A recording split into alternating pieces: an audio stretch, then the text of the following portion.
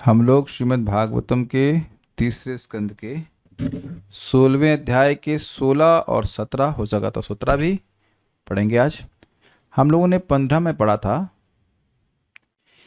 ते योग मायारब्ध पारमेष्ट महोदयम प्रोचुः प्रांजलयो विप्रहा प्रहृष्ट शुभिता त्वचः।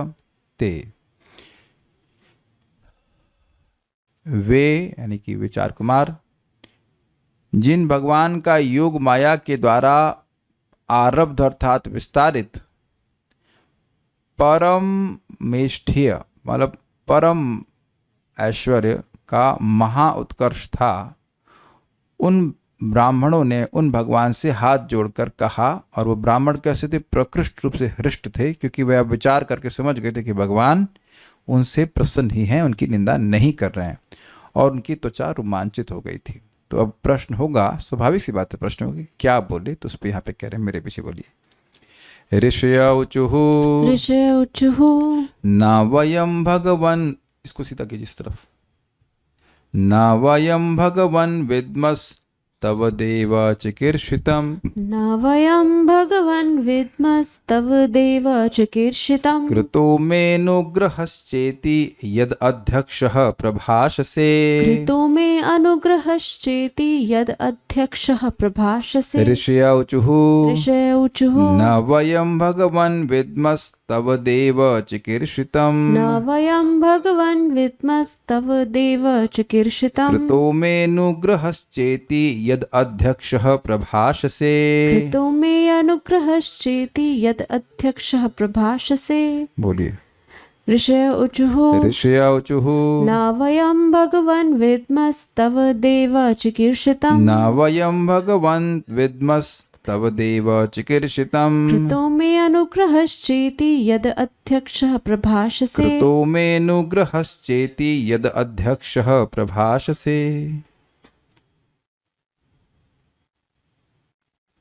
ऋषियों ने कहा, हे भगवान, हम यह नहीं जान पा रहे कि आप हमारे लिए क्या करना चाहते हैं, क्योंकि आप सबों के परम शासक होते हुए भी हमारे पक्ष में बोल रहे हैं, मानो हमने आपके साथ कोई अच्छाई की हो। ऋषय ऊचु, ऋषियों ने कहा, हे भगवान मतलब हे भगवान अध्यक्ष, आप तो संपूर्ण जगत के स्वामी हैं। कृतो में अनुग्रहश्चेति यत् प्रभाषसे, कृता में अनुग्रह, मुझ पर अनुग्रह किया है, इति इस प्रकार, यत् प्रभाषसे जो आप बोल रहे हैं। फिर भी आप जो ये कह रहे हैं कि आप लोगों ने मुझ पर कृपा की है, हे देव, हे प्रभु, तव चिकीर्षितम, आपके अभिप्राय को वयम न विद्मः, हम लोग नहीं समझ पा रहे हैं। श्लोक स्पष्ट है। ऋषि ऊचु, ऋषियों ने कहा, न वयम भगवान विद्मस्, हे भगवान हम नहीं समझ पा रहे हैं। क्या नहीं समझ पा रहे हैं? तब देव चिकीर्षितम, हे देव आपके अभिप्राय को नहीं समझ पा रहे हैं। ऐसा क्या मैंने कह दिया? तो कह रहे हैं, कृतो में अनुग्रहश्चेति यद अध्यक्ष प्रभाषसे, जो आपने अध्यक्ष होते हुए भी, सबका शासक होते हुए भी ये कहा है कि आपने मुझ पर कृपा की है, मतलब 4 कुमारों ने मुझ पर, भगवान पर कृपा करी है। ये बात हमको, इसका अभी ये समझ तो आ रहा है कि आप क्या बोल रहे हैं, लेकिन इसका चिकित्सा किस अभिप्राय से बोल रहे हैं ये समझ में नहीं आ रहा। आप शासक हो, आप कल्याण करने वाले हो, आप सबके पालन करता हो, तो आप अनुग्रह तो आप करते हैं, हम लोग आप पर अनुग्रह कैसे कर सकते हैं? और उस पर भी हाँ ठीक है, तो हम आपके ऊपर अनुग्रह कैसे कर सकते हैं? बात हमको समझ में नहीं आ रही। श्रीधरी सनकादि महर्षियों ने कहा, प्रभु आप संपूर्ण जगत के स्वामी हैं, फिर भी आप यह जो कह रहे हैं कि तद्ध्यात्म कृतम मन्ये, उसको अर्थात इन दोनों के द्वारा किए गए अपराध को मैं अपना अपराध मानता हूं। आपका अपराध कैसे हो गया? लेकिन मैं मान रहा हूं। तथा तत् अनुग्रह अर्थात आप लोगों ने हमारे ऊपर कृपा की है। इस तरह की जो बातें आप कह रहे हैं, इन बातों का क्या अभिप्राय है, इस बात को हम लोग नहीं जान पा रहे। स्पष्ट है, सारा दृष्टि। इस प्रकार वे मुनिगण तत्व को जानने के बाद भी, क्या तत्व को जाने?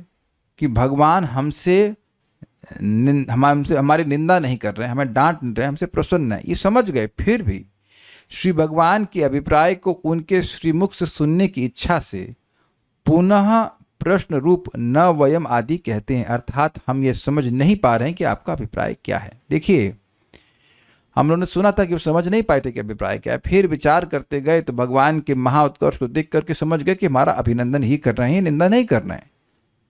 तो फिर अभिप्राय पूछने का क्या मतलब है? अभिप्राय भगवान का ये था कि ब्राह्मणों को संतुष्ट कर रहे हैं। तो कह रहे हैं कि यद्यपि वह अपने से समझ गए थे, फिर भी दृढ़ता के लिए और भगवान से सुनने के लिए कि भगवान किस इच्छा से बोल रहे हैं, रीएश्योरेंस, यस, रीअफर्मेशन के लिए फिर भगवान से पूछ रहे हैं कि हम आपके अभिप्राय को नहीं समझ पा रहे हैं, कृपया बताइए। समझ में आ गया?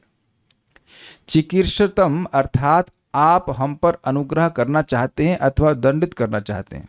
क्या करना चाहते हैं ये बताइए। फिर से रिपीट हो रहा है कि वो समझ गए थे कि हमको दंड नहीं देना चाहते हैं, लेकिन फिर भी वह पूछ रहे हैं ताकि भगवान के श्रीमुख से स्वयं सुन सकें। वैलिडेशन, हाँ। तथा यद अध्यक्ष अर्थात क्योंकि आप अध्यक्ष अर्थात सर्वेश्वर होकर हमारे प्रति भी विचार कर रहे हैं, जैसा कि जब आपने कहा मेरे प्रति आपने कृपा करी, मतलब भगवान ने कहा कि 4 कुमारों ने उनके पर कृपा करी, ऐसा वचन कहना अत्यंत असंभव प्रतीत होता है। तो आप ये काहे कहे? अतः ऐसा लगता है कि आप हमें दंडित करने की इच्छा से पहले उपहास कर रहे हैं अथवा ब्राह्मणत्व के सम्मान हेतु अर्थात ब्राह्मणों के हितैषी होने के कारण धर्म की संस्थापना के लिए वास्तव में हमारी स्तुति कर रहे हैं।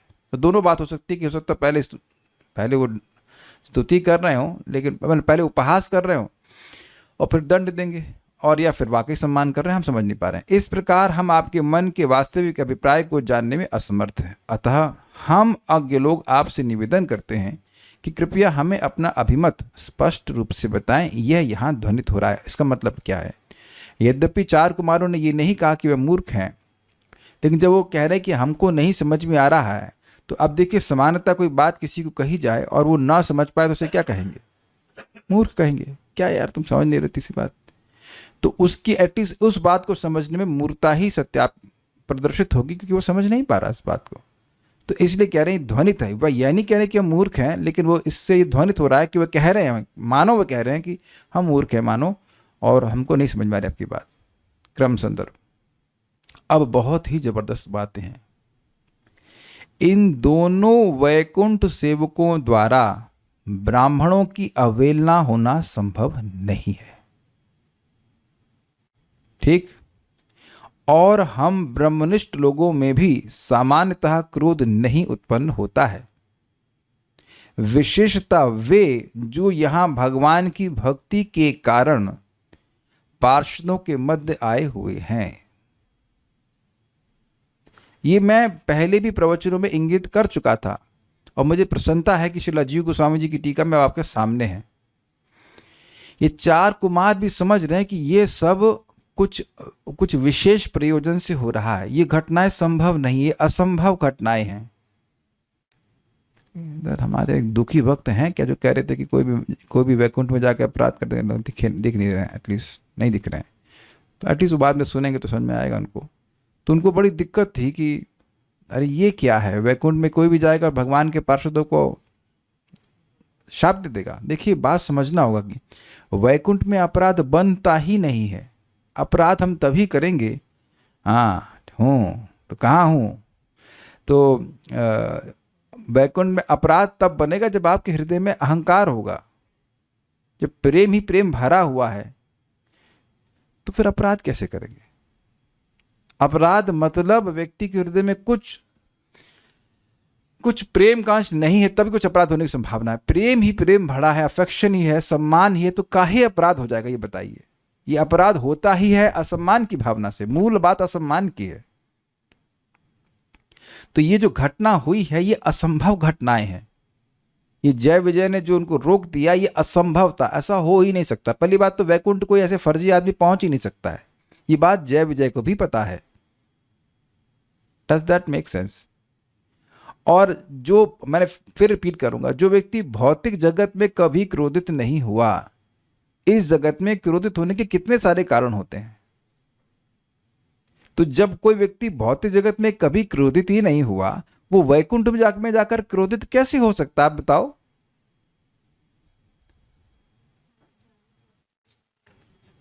मतलब बहुत सिंपल सी बात है ना।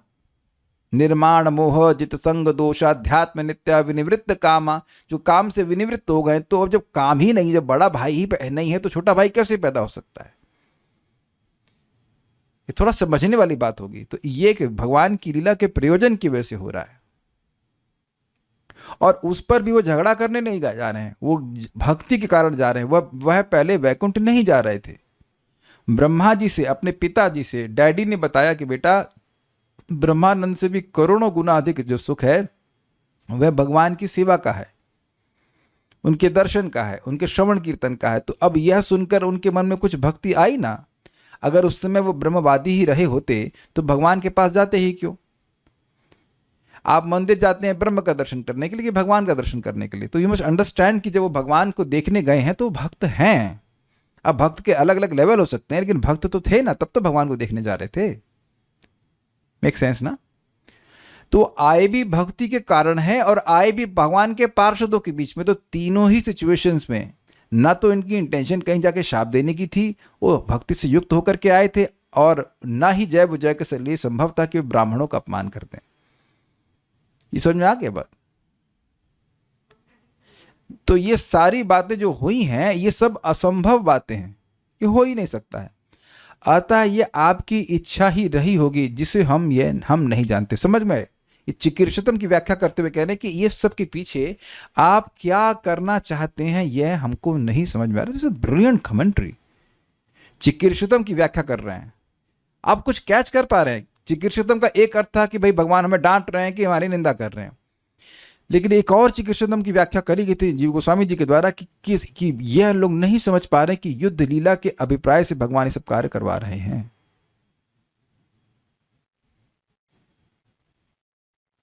एक चिकीर्षतम का अर्थ जो अभी हमने सारा दर्शन में सुना है और जो श्रीधर स्वामी की टीका में सुना है, वो क्या सुना है?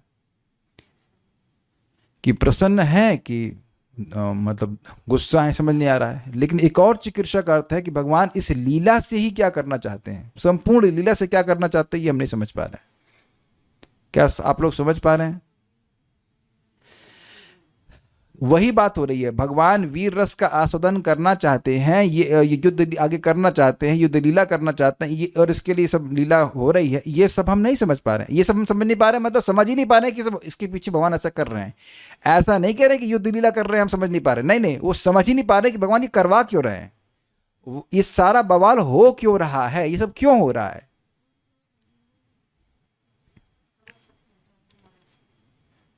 क्या प्रश्न है? हमें सुनाई नहीं पड़ता। अगर माइक पे नहीं बोलेंगे तो कुछ नहीं सुनाई नहीं पड़ेगा। यू मस्ट रिमेंबर दैट आप अकेले क्लास नहीं सुन रहे। प्रभु जी, वो समझ कैसे पाएंगे कि भगवान? तो नहीं समझ पाएंगे। यही तो बात है, नहीं समझ पाएंगे।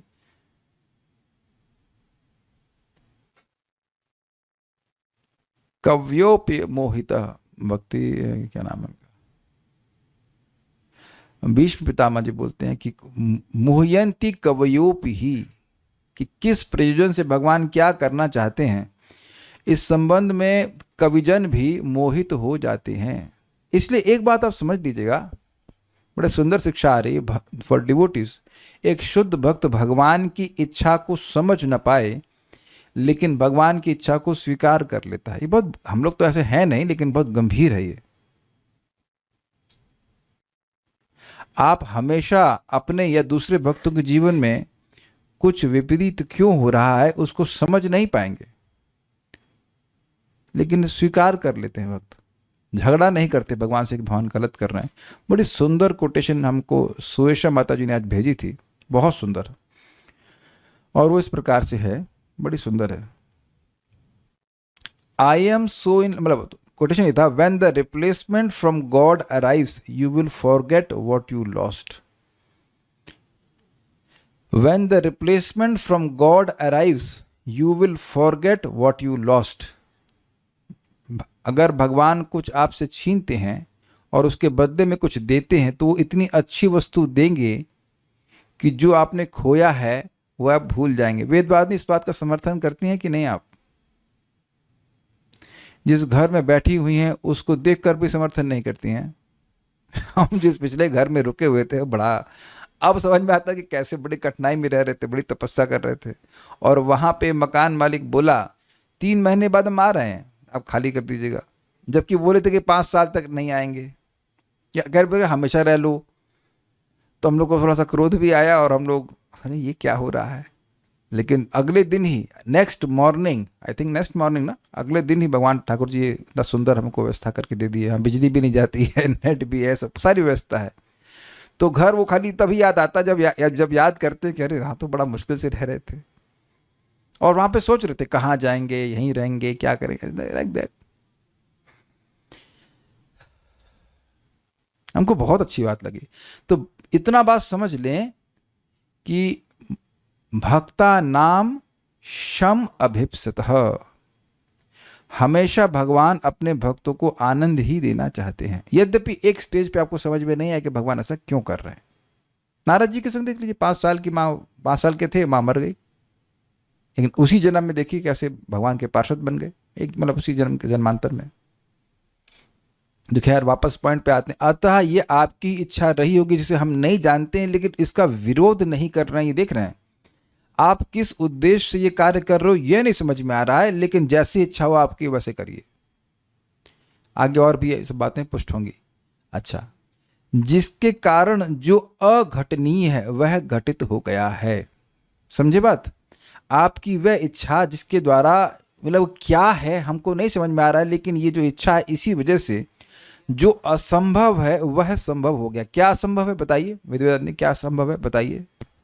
कि वैकुंठ में जाके मुनियों का क्रोध करना और उनकी भौवें दिखाना सेवकों द्वारा, और सेवकों के द्वारा ब्राह्मणों की अवज्ञा करना, और उस पर भी जो ब्राह्मण भक्ति के कारण पार्षदों के बीच में आते तब क्रोधित करना। आई एम हैप्पी कि यू डिड अंडरस्टैंड दैट। देखिए ये तरीका जैसे अभी जो मैंने बताया वो तुरंत आपने पकड़ा, यद्यपि आपने उसे नहीं पढ़ा था।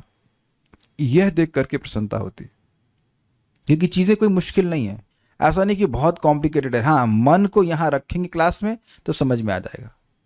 इसलिए निवेदन है कि जब ये प्रवचन हो रहा हो तो कोई मैसेज मत चेक कीजिए, आप समझ ही नहीं पाएंगे। एक लाइन 1 मिनट के लिए भी आप इधर गए ना तो आप समझ नहीं पाओगे बात क्या हो रही, क्योंकि मैं बहुत तेजी से जा रहा हूँ, मुझे लग रहा है कि मैं स्लो बोल रहा हूँ शायद, लेकिन जा बहुत तेजी से रहा हूँ। तो आप पूरा फोकस करेंगे तो समझ में आ जाएगा क्या बोल रहा हूँ। बाकी जो बुरी खबर है वो तो क्लास के बाद भी मिल ही जाएगी। ओके,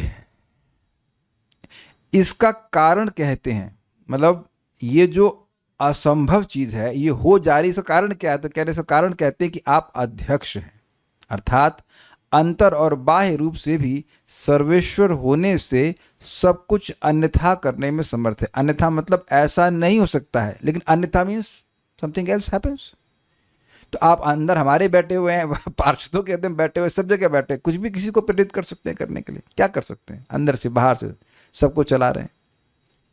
अच्छा, अब बड़ी मजेदार बात है, कहते हैं यदि दोष वास्तव में हमारा ही है तो आपको पूर्ववत सब कुछ सही कर देना चाहिए। अगर आप भगवान ये कहें कि भाई मैं तो कुछ नहीं कर रहा हूं, मैंने तो कुछ नहीं किया, आप लोग गुस्सा किए, हम तो कुछ नहीं किए, तो कह रहे हैं यदि दोष हमारा ही है वास्तव में तो आपको पूर्ववत सब कुछ सही कर देना चाहिए, द्वारपालों और हमारे मन को पुनः उद्धार करके नियमित कर देना चाहिए। अब उद्धार का मतलब समझ रहे, उद्धार कहां से आ गया? देखिए, मन का क्रोध में या काम में लिप्त हो जाना ये मन का पतन है कि नहीं? तो दोनों तरफ से क्रोध हुआ था, तो कहे भगवान एक क्षण में सारे दोनों के क्रोध को समाप्त कर सकते हैं। तो भगवान तो सबके मन को कंट्रोल करने वाले हैं, और कहेंगे अगर ये हमारी ही गलती थी तो आपके लिए इसको सेट करना बड़ा आसान था। गलती कोई बात नहीं, अरे 1 सेकंड भगवान संकल्प से सबके मन को शांत कर सकते हैं। तो दोनों का मन शांत हो जाता है और बात खत्म। क्यों? क्योंकि आप अध्यक्ष हैं। अध्यक्ष मतलब नियामक हैं, हमारे भी नियामक हैं, हमारे मन के भी नियामक हैं, आप जय विजय के भी नियामक हैं, उनके भी मन के नियामक हैं। तो दोनों के मन शांत, खत्म, बात खत्म। भाई ये तो इसी, अच्छा ये बताइए, सामान्यतः झगड़े ऐसे ही सॉल्व किए जाते हैं कि नहीं?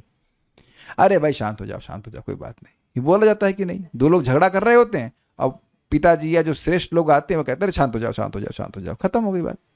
तो भगवान के लिए तो सब इजी था। मतलब अगर ये घटना भगवान के कंट्रोल के बाहर हुई थी, अर्थात इंडिपेंडेंटली 4 कुमार क्रोधित हुए थे जिसकी वजह से जय विजय को शाप मिल रहा था, फिर भगवान प्रार्थना कर रहे हैं कि इनका शाप कम कर दीजिए, वापस आ जाएं, तो अगर ये भगवान के नियमन के बाहर होता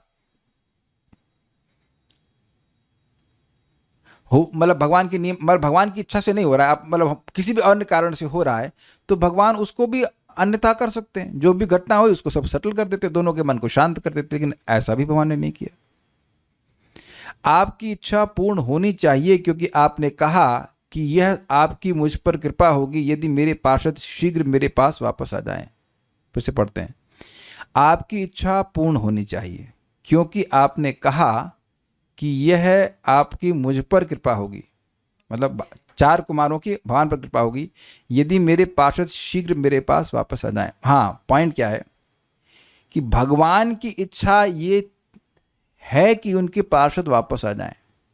तो जब उनकी इच्छा है कि उनके पार्षद वापस आ जाएं, तो उन्हें जाने ही क्यों देंगे? वो पहले शांत कर देते मुनियों को। ऐसा नहीं कि भगवान जब वहां पे आए हैं तब उनको मालूम चला। भगवान तो सब जानने वाले हैं, सर्वज्ञ हैं, कहीं पे कुछ भी हो रहा है वो जानने वाले हैं। तो जैसे ही मुनियों को क्रोध आता, और अगर वह क्रोध भगवत इच्छा के बिना हुआ था, तो भगवान उसको तुरंत ही शमित कर देते और जय विजय को कुछ भी नहीं होता। जैसे कि दुर्वासा मुनि को क्रोध आया था, तो अम्बरीश महाराज को कुछ भी हुआ? कुछ भी नहीं हुआ, कुछ भी नहीं हुआ। वो भी ब्रह्मचारी, वो भी अखंड ब्रह्मचारी है, सब कुछ है, शिव जी के अवतार है, अंश अवतार है, कुछ भी नहीं हुआ अम्बरीश महाराज को, कुछ भी नहीं, मतलब कुछ भी नहीं। लेकिन यहां शाप, मतलब शापित हुए, और उसके बाद वो भौतिक जगत पे आए भी। भाई उन्होंने भी एक कृत्या रूपी शाप ही उत्पन्न किया था ना, कि जान से ही मार दे उनको, अम्बरीश महाराज को। दुर्वासा मुनि ने किया था, इन्होंने कुछ नहीं कर पाया, सुदर्शन चक्र आया और खत्म कर दिया। और भगवान आगे बोलेंगे कि यद्यपि मैं शाप को नष्ट कर सकता हूं, फिर भी मैं नहीं करना चाहता हूं। ठीक है, ओके। एक भक्त पूछ रहे हैं, जाएंगे तो ही तो वापस आएंगे। आप समझे नहीं, बात यह है कि भगवान की इच्छा के, भगवान की चिकित्सा, भगवान के कुछ आगे गेम प्लान है, उसके बिना अगर उसके बाहर या उससे स्वतंत्र होकर के 4 कुमारों ने कुछ क्रोध किया होता, तो भगवान तो नहीं चाहते कि उनके पार्षद गिरे, तो वो उनके मन को शाप देने से पहले ठंडा कर देते। वो शाप देने ही नहीं देते, या शाप निष्प्रभावी होता, जो कुछ भी होता, कि भगवान अध्यक्ष है। तो ऐसा नहीं है कि भगवान चाहते हैं कि उनके पार्षद गिर जाए, ऐसा नहीं है। नहीं तो आप ऐसा कहते ही क्यों कि ये जल्दी से मेरे पास वापस आ जाए? तो भगवान हस्तक्षेप नहीं कर रहे हैं, उसके पीछे कोई वजह है, और उस वजह को ये लोग नहीं समझ पा रहे।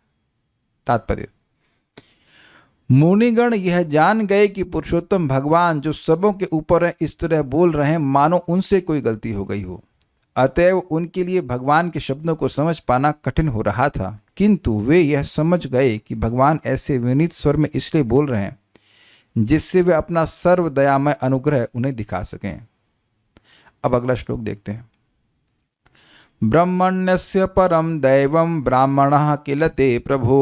ब्रह्मण्यस्य परम दैवं ब्राह्मणः किल ते प्रभो। विप्राणां देवदेवानां भगवान् आत्मदैवतम्। विप्राणां देवदेवानां भगवान् आत्मदैवतम्। ब्रह्मण्यस्य परम दैवं ब्राह्मणः किल ते प्रभो। ब्रह्मण्यस्य परम दैवं ब्राह्मणः किल ते प्रभो। विप्राणां देवदेवानां भगवान् आत्मदैवतम्। विप्राणां देवदेवानां भगवान् आत्मदैवतम्। ब्रह्मण्यस्य परम दैवं ब्राह्मणः किल ते प्रभो। ब्रह्मण्यस्य परम दैवं ब्राह्मणः किल ते प्रभो। विप्राणां देवदेवानां भगवान् आत्मदैवतम्। विप्राणां देवदेवानां भगवान् आत्मदैवतम्।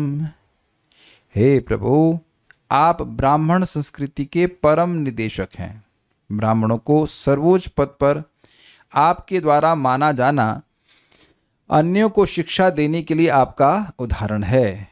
वस्तुतः आप न केवल देवताओं के लिए अपितु ब्राह्मणों के लिए भी परम पूज्य विग्रह हैं। यहाँ मेरे कहना चाहते हैं कि भगवान आप अन्यों के लिए, ब्राह्मणों को सम्मानीय बनाने के लिए ऐसा कहते हो कि ब्राह्मण मेरे परम देव हैं, परम आराध्य हैं।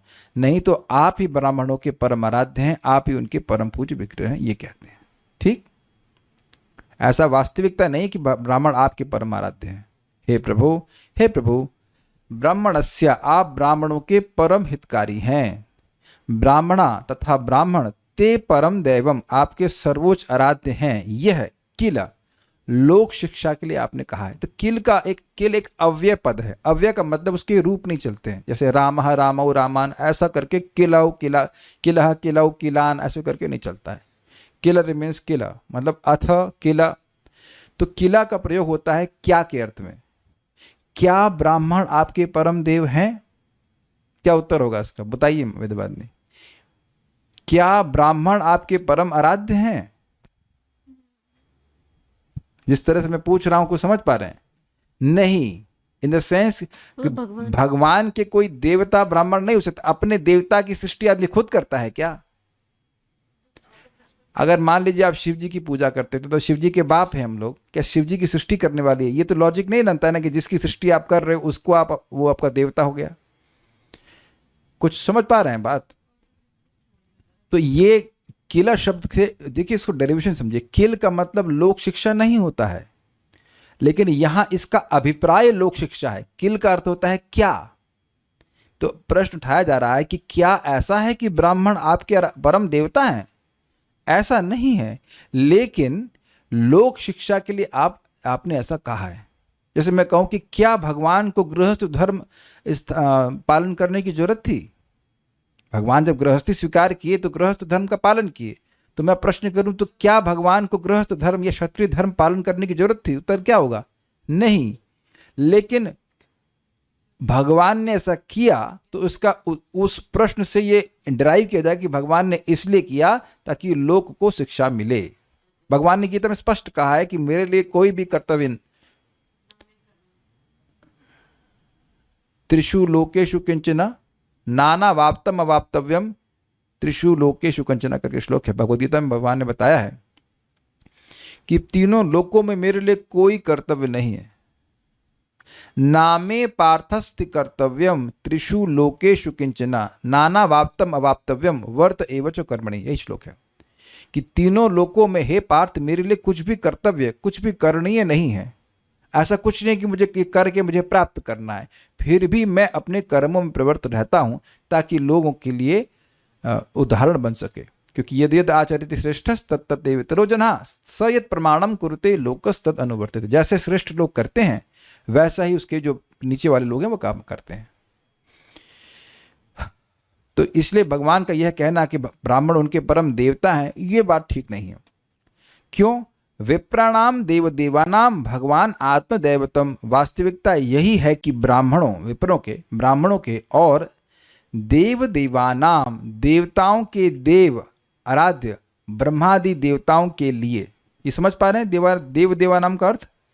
जो देवताओं के देव, जो देवताओं के देव हैं उनके लिए भगवान आप भी आत्मा और दैवतम अर्थात देवता है। तो ये बात है, ये वास्तविकता है।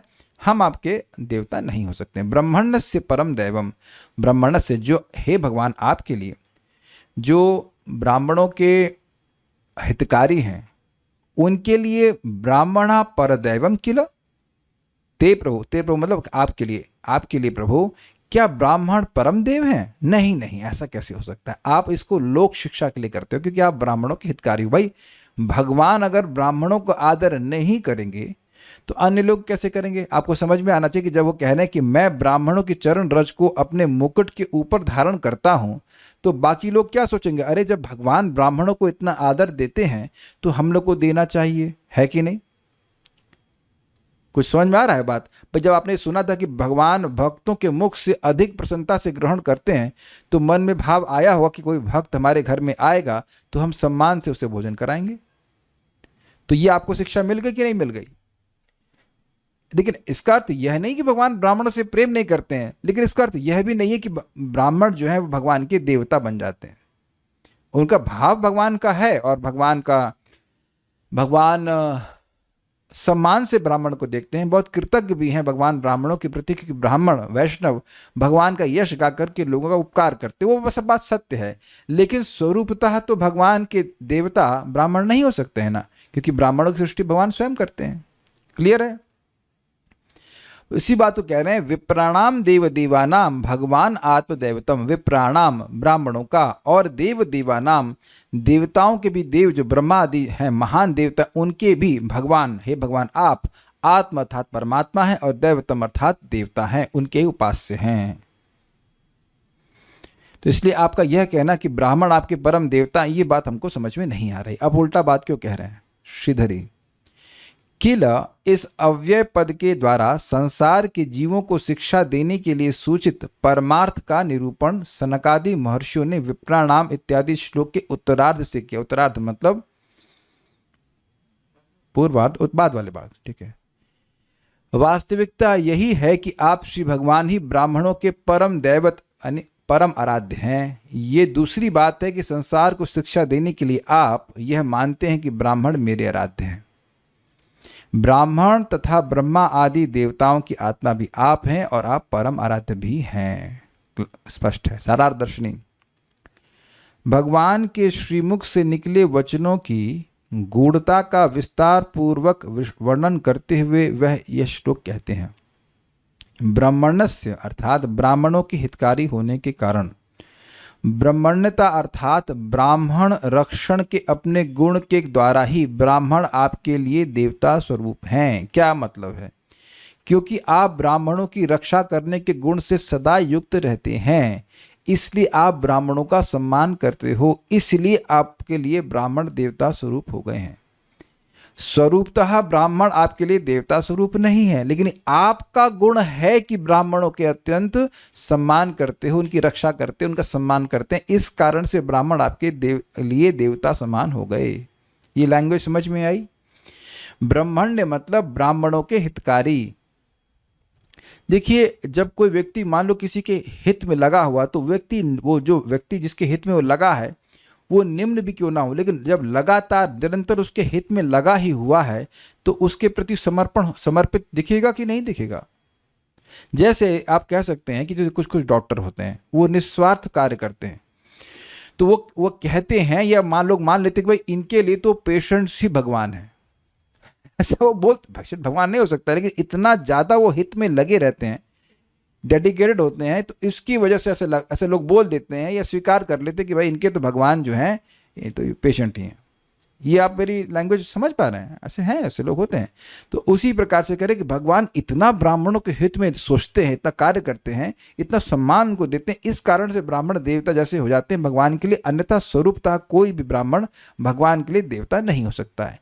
ऐसा नहीं है कि भगवान कुछ प्राप्त करने के लिए ब्राह्मणों की उपासना करनी पड़े। Is it all clear?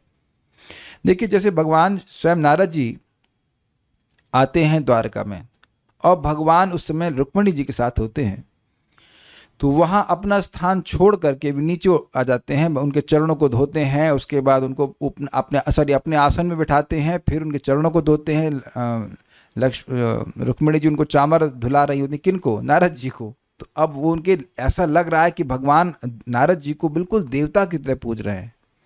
तो क्या नारद जी भगवान के आराध्य हो गए? क्या उत्तर है आप लोग का? तो कुछ उत्तर नहीं दे रहे हैं। हो गए ना भगवान का? भाई भगवान को चावल ढुलाया जाता है, तो अब भगवान अगर नारद जी को चावल ढुला रहे हैं तो हो गए ना उनके आराध्य देवता। तो उत्तर आप समझ में रहे कि वास्तविकता में नहीं है ऐसा, लेकिन भगवान प्रेम के कारण और ये दिखाने के लिए कि सब साधु जन आए, वैष्णव आए, भक्त आए, तो एक गृहस्थ को कैसे आचरण करना चाहिए भगवान ऐसा कर रहे हैं। दोनों बातें, अपने भक्त से प्रेम भी है और आचरण भी सिखा रहे हैं। बल्कि वहाँ भगवान कहते भी, नारद जी आप हमारे पास आए, बताइए हमारा उद्धार कैसे होगा, हम तो गृहस्थी में फंसे हुए हैं, ये है उलाने का ना। तो ये नम्रता से भक्तों से कैसे बर्ताव करना चाहिए, कोई सन्यासी घर में आए तो कैसे बर्ताव करना चाहिए भगवान दिखा रहे हैं। आपनी आचार्य प्रभु जीवर सिखाए। लेकिन वास्तविक देवत्व अर्थात देवता होने का गुण आपका ही है, ब्राह्मणों का नहीं। ऐसा क्यों? मान लो कि भगवान पूछे ऐसा क्यों? क्योंकि आप ही ब्राह्मणों के मूल देवता, गुरु और आत्मतुल्य उपास्य देव है, अर्थात परमात्मा के समान है। परमात्मा के समान के परमात्मा ही है। एक और अर्थ है, उसको यहां समझाया जा रहा है। श्लेष युक्त वचनों से कहा गया है, श्लेष युक्त मतलब सेकेंडरी मीनिंग, कि आत्मा और आराध्य देवता, इसको कहने के द्वारा कहते हैं कि यदि यह कहा जाए तो ब्राह्मण आपके बिना आत्माहीन एवं मृतक समान हो जाते हैं। मतलब ब्राह्मणों के और देवताओं के आत्मा आप ही हो, जो ब्राह्मण विष्णु की उपासना नहीं करता मानो वह मृतक व्यक्ति के समान है, क्योंकि ब्राह्मणों की आत्मा तो आप ही हैं। ये आशा, उनका आशा है कहने का। फिर भी जब आप कहते हैं कि यत सेवया, 7वें श्लोक में कहा गया था इस अध्याय के कि उनकी सेवा से ही मेरी चरण रज बहुत पवित्र हो रही है, नहीं समझ में आया, तेज गया। देखिए, इन्हें कहा कि विप्राणाम देव देवानाम भगवान आत्मदैवतम, ये कहा ना श्लोक में कि ब्राह्मणों के और देवताओं के भी देवताओं के आप ही आत्मा हो और आप ही देवता हो। तो अब जैसे मान लीजिए किसी के शरीर में आत्मा ही चली जाए वहां से, तो वो मृतक हो जाएगा कि नहीं? तो जब ये कह रहे हैं कि ब्राह्मणों की आत्मा आप ही हैं, अर्थात जो ब्राह्मण भगवान विष्णु की आराधना नहीं करता वह मृतक के समान है, क्योंकि उसकी आत्मा ही गायब हो गई, ये अर्थ है। अगर आपको याद हो तो सुबह भी हम लोगों ने एक श्लोक चर्चा किया था जिसमें बोला था कि भगवद भक्तिहीनस्य एक मिनट रुकिए, श्लोक दिखा देता हूं।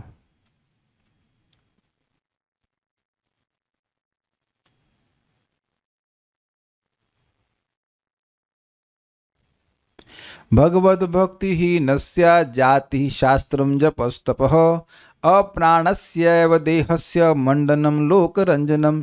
जो भगवत भक्तिहीन है उसकी जाति अर्थात ब्राह्मण आदि जाति में श्रेष्ठ जन्म, शास्त्र, जप, तपस्या वो कैसा है? जैसे देह हो बिना प्राण के, और उस देह का कोई मंडन करे, मतलब उसको सजाए लोगों की मनोरंजन करने के लिए। तो उम्मीद है कि बात समझ में आ गई होगी कि जो ब्राह्मण है और भगवान का भक्त नहीं तो उसमें कोई दम नहीं है। फिर भी जब आप कहते हैं कि यत सेवया, 7वें श्लोक में, अर्थात जिन ब्राह्मणों की सेवा से आपके चरण कमलों की रज पवित्रता को प्राप्त होती है, तो क्या ये कथन सत्य है? प्रश्न उठाया जाएगा। तो क्या उत्तर है? नहीं, ऐसा कुछ नहीं। भगवान की चरण रज अपने आप पवित्र है, ये भाव है। तात्पर्य, ब्रह्म संहिता में स्पष्ट कहा गया है कि भगवान समस्त कारणों के कारण हैं। निसंदेह देवता तो अनेक हैं, किंतु उनमें प्रधान ब्रह्मा तथा शिव हैं। भगवान विष्णु ब्रह्मा तथा शिव के प्रभु हैं, तो इस भौतिक जगत में ब्राह्मणों के विषय में क्या कहा जाए? स्पष्ट है कैमुत्य से। जैसा कि भगवद गीता में कहा गया है, भगवान ब्राह्मण संस्कृति या इंद्रियों तथा मन के नियंत्रण, स्वच्छता, सहिष्णुता, शास्त्रों में श्रद्धा तथा सैद्धांतिक एवं व्यवहारिक ज्ञान के गुणों के अनुसार संपन्न सारे कार्यों के प्रति अत्यधिक अनुकूल रहते हैं। शमो दमः तपः शौचम शांतिरार्जवमेव च अहिंसा सत्यम त्याग शांतिरपैशनम, ऐसा करके श्लोक था ना, त्यागा शांतिरपैशनम। तो ये सारे गुण ब्राह्मण के थे। तो उसी बात को प्रभुपाद समझा रहे हैं। ये जो दैवीय और आसुरिक गुणों का वर्णन हुआ था उसमें कई गुण ब्राह्मणों के थे, तो उसी बात को प्रभुपाद यहाँ पे समझा रहे हैं कि जो कोई ब्राह्मण इस दैवीय गुणों से युक्त रहता है तो उसे भगवान की अत्यधिक अनुकूलता प्राप्त होती है। भगवान सबों की परमात्मा है। भगवद गीता में कहा गया है कि भगवान समस्त उद्भवों के स्रोत हैं और इस तरह भी ब्रह्मा तथा शिव के भी स्रोत हैं। तो इस प्रकार से भगवान का ये कहना कि 4 कुमारों ने अनुग्रह किया है, उनकी कृपा से, उनकी सेवा से उनको भगवत्ता प्राप्त हुई है, या उनकी चरण भगवत्ता प्राप्त हुई तो नहीं कहे, लेकिन वो कहे कि चरण रज मेरी पवित्र हो गई, इसकी वजह से पूरा जगत को पवित्र करने वाली बात सत्य नहीं। भगवान के पास ये गुण अपने आप है। तो ये दोनों बातें समझ में आ रही हैं। वो स्पष्ट इस प्रकार से बोल रहे हैं ताकि भगवान क्लैरिफाई करें। Okay, so no more questions, will stop here. Srimad Bhagavatam की जय, श्रील प्रभुपाद की जय, निताई गौर प्रेमानंदे।